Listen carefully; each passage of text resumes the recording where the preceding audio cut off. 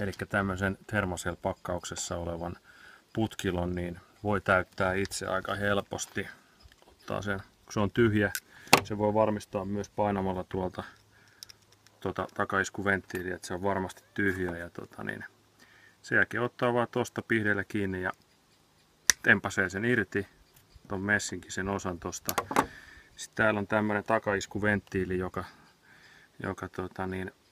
on Thermacellin sinne laittama, jotta näitä ei täytettäisi noin vaan.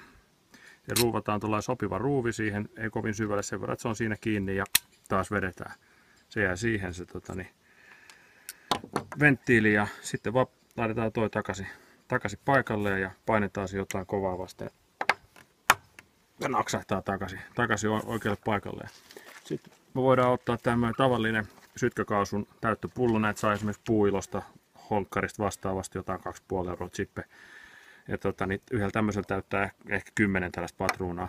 Tuo kärkeä täytyy tehdä tuollainen pienimpään päähän, mitä sieltä löytyy, niin tekee tosi pienen viillon. Koska tämä pää on muuten liian iso tuohon, niin tuo viilto mahdollistaa sen mahtumisen tonne, että se jaksaa painaa tämän venttiilin tästä. Sitten vaan pidetään pullo alaspäin ja